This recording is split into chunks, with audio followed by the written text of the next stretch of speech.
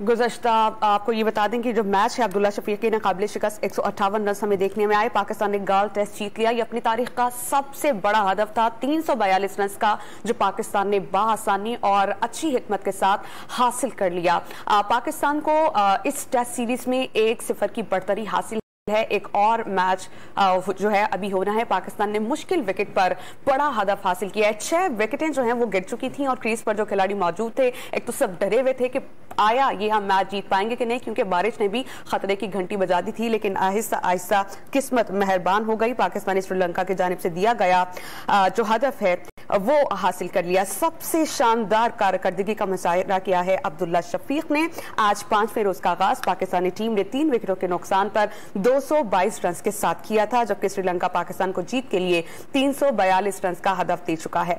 इससे कबल सलमान 12, मोहम्मद रिजवान ने 40, कप्तान बाबर आजम ने 15, इमामुल हक ने 35 और असर अली ने 6 रन बनाए। और अगर श्रीलंका की बात की जाए तो उनके बॉलर्स हमें खासे खतरनाक नजर आए।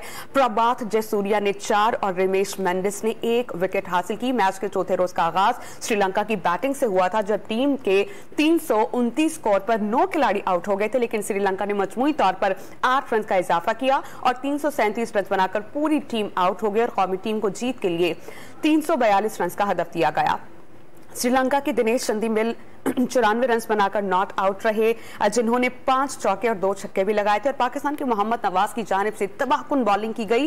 5 विकेटें उन्होंने हासिल की, जबकि यासिर शाह ने 3, हसन अली और नसीम शाह ने 1-1 खिलाड़ियों को आउट किया। अगर हम इसकी पहली इनिंग्स का जिक्र करें तो श्रीलंका की टीम पहली इनिंग्स में 222 रन बनाकर आउट हो गई थी। मेजबान टीम की जानिब से दिनेश चंदीमल ने सबसे ज्यादा 76 रन स्कोर किए थे। कौमी फास्ट बॉलर शाहीन शाफीदी ने 4, यासिर शाह, हसन अली ने 2-2, नसीम शाह और मोहम्मद नवाज ने 1-1 विकेट हासिल की थी। और इसी तरह अगर पाकिस्तान की पहली इनिंग्स की बात की जाए तो पाकिस्तान ने 222 रन के जवाब में मुश्किलात उनको बहुत ज्यादा हुई थी, लेकिन कौमी कप्तान बाबर आजम ने तारीखी इनिंग खेली। उन्होंने 11 चौकों 2 छक्कों की मदद से 119 रन की शानदार इनिंग्स खेली, जबकि बॉलर नसीम शाह उनके साथ क्रीज पर रहे, उनका पूरा साथ दिया।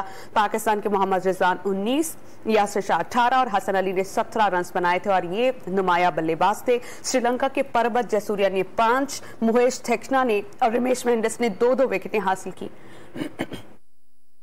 हमारे साथ हमें ज्वाइन कर चुके हैं डॉनिस के नुमाइंदे इमरान सिद्दीक, उनसे जानते हैं। इमरान, बताइएगा 342 रन का हदफ हासिल करना उस वक्त जबकि आपके 6 खिलाड़ी पवेलियन लौट चुके हों, पाकिस्तान के लिए कितनी बड़ी फतह है?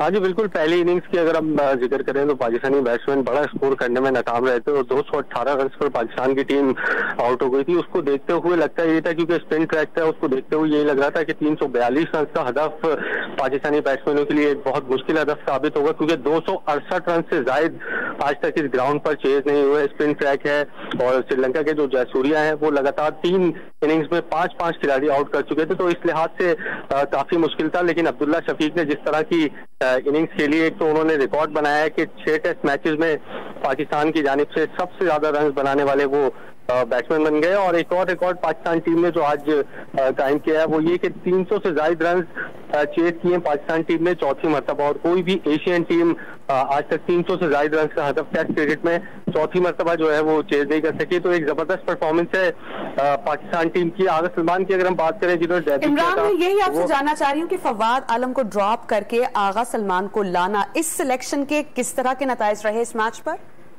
हाँ जी, बिल्कुल। बहुत तनकीद हुई इस फैसले पर, क्योंकि फवाद आलम ने जब से कमबैक किया है 4 सेंचुरियां उन्होंने स्कोर की और जबरदस्त रन वो स्कोर कर रहे हैं पाकिस्तान टीम की जानिब से। और बड़ा ही हैरानकुन फैसला सामने आया था पाकिस्तान टीम के मैनेजमेंट की जानिब से फवाद आलम को ड्रॉप करने का। और आगा सलमान जो कि उनकी जगह लिया गया था फवाद आलम की जगह, दोनों इनिंग्स में जो है वो नाकाम रहे हैं। और ऑलराउंडर की बेस पर उनको लिया गया था, उनसे इतने ओवर्स तो नहीं कराए गए, तमाम वो जितने ओवर्स भी कराए गए उनसे वो बॉलिंग में भी इतना अच्छी परफॉर्मेंस जो है वो नहीं दिखा सके। अब लगता ही है कि पाकिस्तान टीम गॉल टेस्ट तो जीत गई, लेकिन इसके बावजूद दूसरा टेस्ट जो है गॉल में ही शेड्यूल है, क्योंकि कोलंबो में जो है हालात खराब है। तो इसके लिए पाकिस्तान टीम को थोड़ी सी टीम में तब्दीलियां करनी पड़ेगी। अजहर अली की सिलेक्शन पर भी काफी सवालात उठ रहे हैं, वो भी इतनी अच्छी परफॉर्मेंस नहीं दे पा रहे हैं। गुज़िश्ता जो 6 इनिंग्स थी उसमें वो बुरी तरह नाकाम हुए। तो अब देखना है कि पाकिस्तान की टीम मैनेजमेंट जो कि पहले टेस्ट मैच जीत चुकी है, क्या वो प्लेइंग 11 को बरकरार रखेगी या फिर आगा सलमान की जगह फवाद आलम और फिर अजहर अली जो कि नाकिस फॉर्म का शिकार हैं उनकी जगह क्या शान मसूद को मौका मिल सकेगा या नहीं? बहुत शुक्रिया इमरान, आप हमें अपडेट कर रहे थे। इमरान हमारे साथ मौजूद थे। उनका ये कहना था कि पहली बार ऐसा हुआ है कि किसी भी एशियन टीम ने 300 से ज्यादा रन्स का हदफ चौथी बार हासिल किया हो। ये पाकिस्तान को एजाज हासिल है कि उसने चौथी बार 300 से ज्यादा रन्स का हदफ हासिल कर लिया है। पाकिस्तान ने गाल में तारीख रकम कर दी। पहले टेस्ट में श्रीलंका को तारीखी शिकस्त दे दी क्योंकि श्रीलंका की जानिब से 342 रन्स का हदफ दिया गया था, जिसे पाकिस्तान ने बेहतरीन हिकमत अमली के साथ हासिल कर लिया है। बहुत ज्यादा मुश्किल नजर आ रहा था जब 6 अहम खिलाड़ी पवेलियन लौट चुके हों, लेकिन सारा जो बोझ है फिर और जिम्मेदारी अगले खिलाड़ियों पर हो, लेकिन बेहतरीन हिकमत अमली के साथ बहुत समझ बूझ के साथ जो है ये हदफ पाकिस्तान की जानिब से हासिल किया गया।